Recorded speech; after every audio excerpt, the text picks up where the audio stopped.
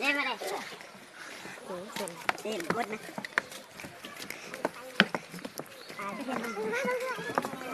จานเบิ้งจานที่เราจานอิ่มเดี๋ยวจะไปอีกไงนั่นก็คือติ๊กมังกรเนาะย่อเข้าไปเนาะติ๊กจุ่มในต้นนี้เนาะโอ้คุณหนูเนาะคุณหนูกูเห็นเนาะหลานขับเฟือง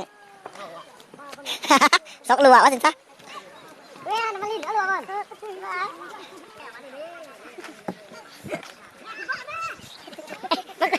ไม่ก็จะทำมันจุ่มสักแอบหมดเดี๋ยวดิอย่างมังกรเดี๋ยวเนาะอย่างเนาะอะไรคืออุ่ยมังกรยิ้มเนาะอุ่ยมังกรเนาะเอาลัวเบาแล้วเบาอีกเนาะเพียงเอาลัวเนาะลัวน้ำขุนเนาะเบาซ้ำๆไปเนาะเบาซ้ำๆไปเนาะนั่นยังเกิดคนมังกรนั่นคือคนมังกรกำลังเดินทางมาเนาะที่บ้านน้ำมันลิ้นเนาะไปเนาะน้ำเค็มลงไปเค็มลงไปนะกับน้องทรายมาโซลัวนี่คือน้องทรายเพื่อนนั่นคือพี่อายเนาะ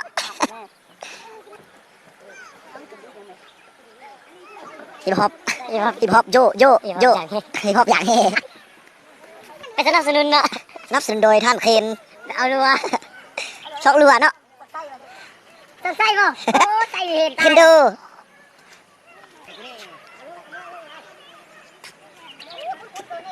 เสมือนบาบินมาอยากขนาด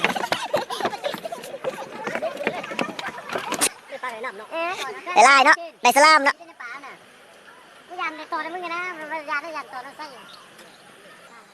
สนับสนุนโดยทานไม่ตอนเนาะทานเลียนไส้